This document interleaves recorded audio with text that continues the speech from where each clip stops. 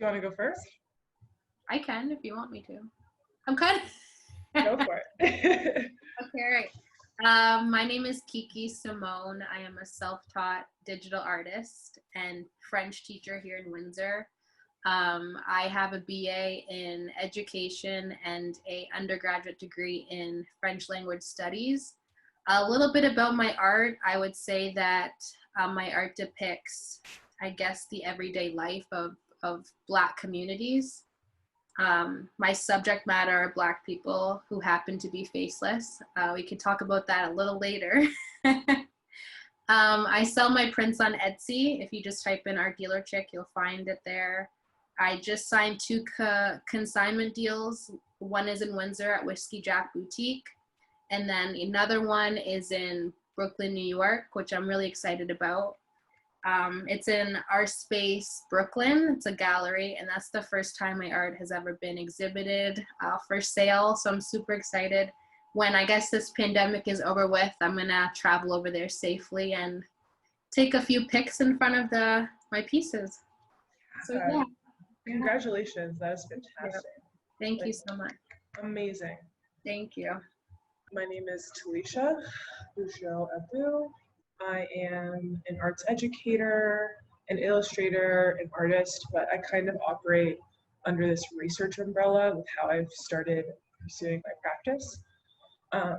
In my practice, I look at mixed heritage identity and Blackness as both a label and state of being. And I explore that through multimedia pursuits and mostly through drawing. Yeah. So I hope that gives a little bit of context. Short and sweet, but yeah. Awesome. That is so cool. So you went to school for art, right? Yeah. Yes, I in 2018, I graduated from the University of Windsor with a Master of Finance. Nice. Yeah. I graduated there also, but with completely different degrees.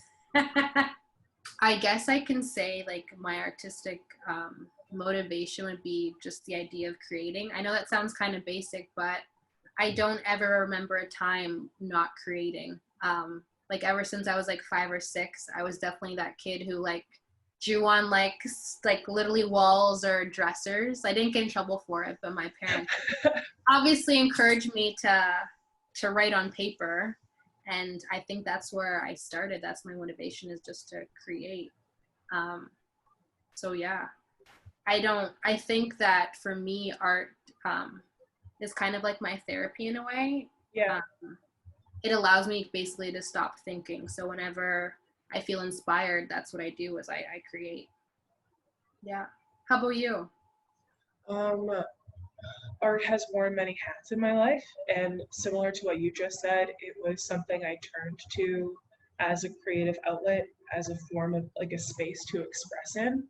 And as I began to develop more of an artistic or creative language within myself, it became very much an exploration of identity and how identity shifts and changes and folds all up in on itself when you're trying to make sense of it all. So it's definitely one of those pathways to understanding more about what I do and for my sense of self as an artist and for the community that I'm in, which is Black women of color. Yeah. Yeah. I feel that. Our next question is answering the why and the how. What inspires your compositions? What inspires your work? So, like you said before, like you're Black, like our Black experience as Black women, growing up in Windsor mainly, my experiences as a Black kid growing up here, I've said it before in like recent interviews, but the idea of I guess me walking into a room and always being seen in the room, but me being like the shy person I am, I was never really heard.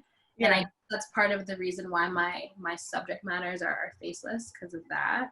My happiest moments actually as a child inspire me too. A lot of like the children I portray in my pieces are usually doing happy things. Like I have one piece where they're playing in the swimming pool. Like that's just me and my cousins just me with my hair out, not caring what I look like, just like that freedom type of feel.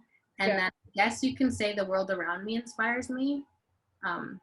That's basically, I know that sounds kind of cliche, but literally, No, not at all. a plant on my desk can inspire me. Yeah.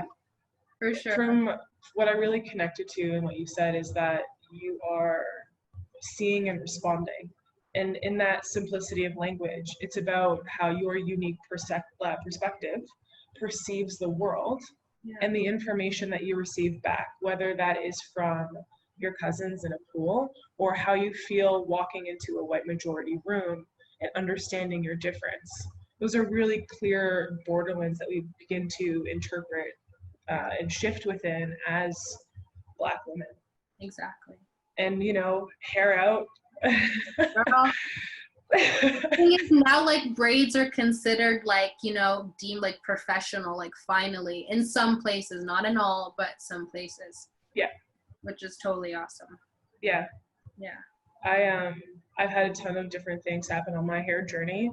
This is like 4 years of Afro growth. But I feel the most myself when I'm wearing my Afro. Yes. In whatever form it comes. So I just kind of, you know, you just jump into it. Why not? Exactly. A lot of my thesis work, and now my work has very much changed and also grown. Yeah. I really rooted myself in interpreting like the monstrosity of my Blackness and how, as a mixed heritage person and with my light skin privilege, I felt such a disconnection from either community that I could exist within that created my body and how it morphed me into this,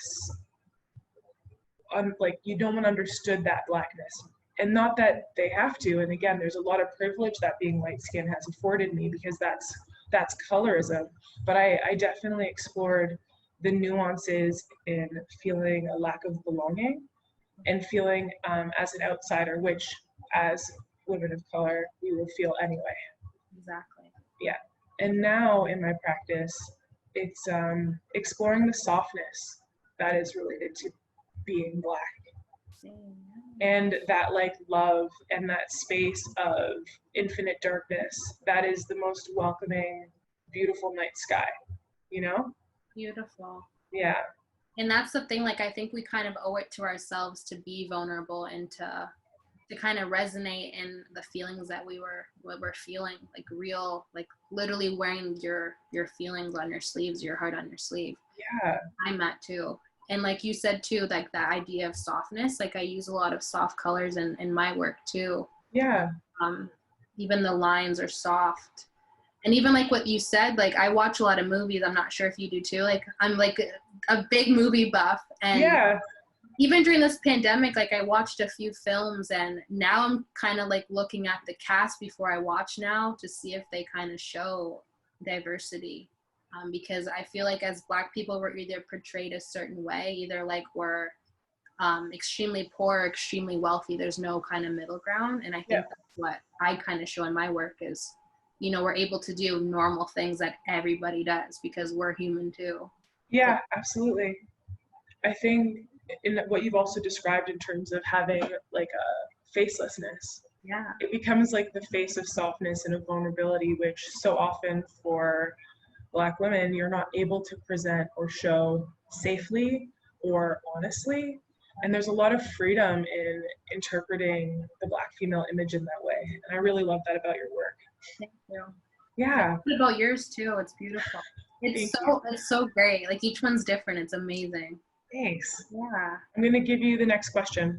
How does your art break down? If not outright racial stereotypes, what are you depicting in terms of hopes and dreams? Okay, so that's a loaded question. Wow. It's a lot.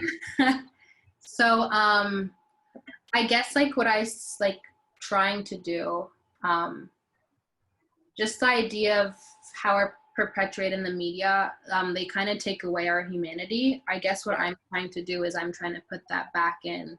So a lot of my pieces are like, you know, not of what we expect. So stereotypes that we often hear are like all Black men are thugs, all Black women are angry, all Black children are unintelligent.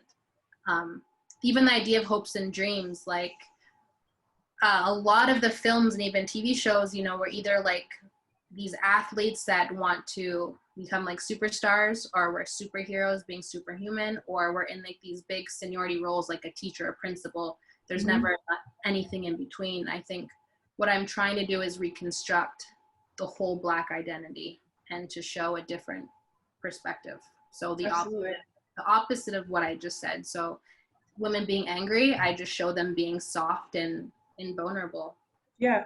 A piece of them, like even women hugging each other, Black women, which we don't see very often.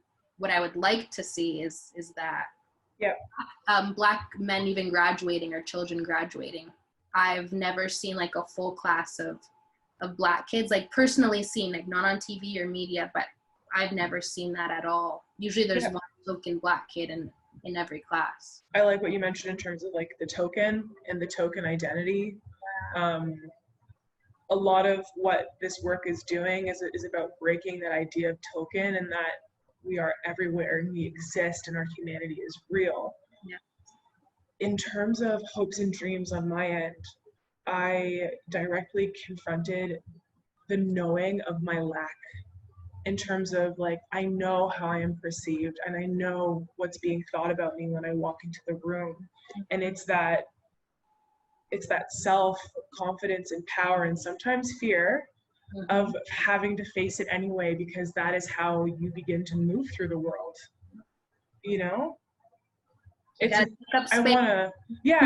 I want to take up space. I want the audience to know that I know what's happening, and I'm here despite of it. We're here. What kind of art making tools and techniques do you use? So would you consider yourself to be traditional, or I'm not sure if you're digital. Are you digital? Not at all. No? Okay. Not at all. So we're very different in that way, and I applaud your digital skills. I am stuck in the traditional style, and I also love it. The tactility, being able to carry it around physically and tear and rip and draw, feeling the weight of a piece is all kind of part of my feelings towards my practice. Yeah. I like that it physically exists with me. I like that it will change and grow old with me. I like that it will disappear. Yeah. You're digital. So I'm like the complete opposite. Yeah. So like I started off like obviously drawing on paper, and then I'm consider myself a perfectionist. So the undo button that I use, that I have on my Huon, is like literally like my baby. It's my best friend. I can redo the same thing like over and over and over again until I get it right. I think that's what I love about it, is that I'm able to try multiple times, because before, when something wasn't perfect or like how I liked it, I would literally rip up my paper and then throw it away. Yep. Which became so frustrating for me. And also with technology or digital artwork, I feel like it's inexpensive for me. At my parents' house, I didn't have a lot of space to even store my art, and this was a way for me to just, save and file. So yeah, I can see how you've taken it from like that. Yeah. I mean, I have a bunch of bins where I store old sketchbooks and old drawings, and you get to just kind of keep it in that nice and tidy form. Are there elements of the traditional that still affect the way you approach your digital process? Oh, for sure. Like even when I'm like starting, even like the lines of a face or like the texture of hair, the elements they have to be there. They're still there. Yeah. Yeah. But I feel like a lot of people though, there's a lot of controversy. Like a lot of people aren't saying that digital art is actually an art form. And like, I'm kind of like in the sense of like, I think that digital art kind of adds like another layer to art in a way. So that's interesting. A little interesting sway. I mean, I still think it's art. Yeah, absolutely. It's a different way of doing it. There's some distinct and odd hierarchies within the art world, conceptually overall. Yeah. If you like it, do it. Yeah. That's it. That's it. If you like it, do it. Because there's a bunch of stuff about drawing not being cool. Yeah. We just do what we can. It's all expression at the end of the day. Yeah. Be happy. Next question. Yeah. What is the point of connection between Black identity as narrative and the creative process? I think we've covered some of this, but if there's anything you want to speak to specifically. I have like a story maybe. I'm not even sure if it relates to this question. Love it. Love it. Let's go. So, obviously I'm born and raised in Windsor. Are you too, or are you? No, I'm from away. Okay. Where are you from? I was living in Hamilton before I came to Windsor. I came to Windsor for school, but originally I was born in Thunder Bay and I grew up in the Greater Toronto area. Okay, nice. I plan to be there next month, Toronto. Wow. I kind of want to pursue art full time, but we'll get there. We'll get there. Amazing, amazing. Very good. Yes. So growing up in Windsor, so different. So where I grew up is kind of like on the Peter Street area. So it's like before the bridge. It's kind of like an urban area, I guess. I hate that word, but it's kind of like an urban area, not suburban. It's very urban. So I've seen a lot of homelessness. I've seen a lot of poverty over there. And then when my parents obviously started making more money, my dad, got promoted, got a better job. We moved to the suburbs, and it was basically a culture shock for me. Like the grass was green, like literally picket fences, people walking their dogs. Yeah. And now me, full like adult, 26 years old, I move out on my own, and I moved kind of like in the Walkerville area, kind of close to downtown. And again, it's like I'm going back to seeing like, homelessness and poverty, which inspired a lot of my work. Like I even have a shopping cart and with shoes on it, like stuff like that inspires me. So I'm not sure even that related to the question at all. It's just a story that I had. Yeah. What about growing up? Let's start here. Yeah. Why do you hate the word urban? I hate when people use that, like urban areas, like I don't know. It's not a word that I like. I don't know why. Why do you think urban's an okay word to use? It depends. A lot of the time we're going to use words to create further categories of difference, and at times urban can be just used to describe Black body, and it can be used to describe Black body in a negative way. I was wondering if maybe that also connected, but urban can exist along Black bodies. There's no doubt about it. It's just the way it's being used as a marker of negative difference. I'm thinking about change. I don't know why. That like I feel like both our art styles have like the ability to invoke change or ignite change, I think, especially for future generations.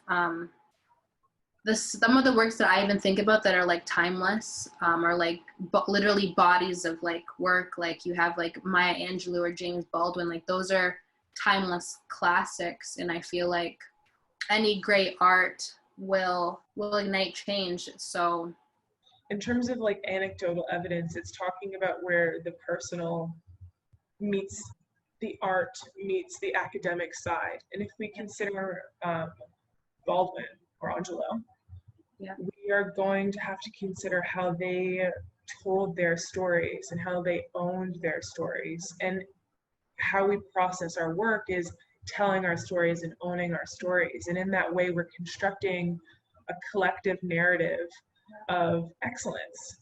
Exactly. And I love how we can pick those works of art up, and then how the way they felt when they created it, we can feel a certain way about it, and our kids will feel a certain way about it on future generations. And that's what I think. But the thing is, so a lot of people were saying that even my art, like the traumatic times, like now, like even with George Floyd, Breonna Taylor, and now like Jacob Blake,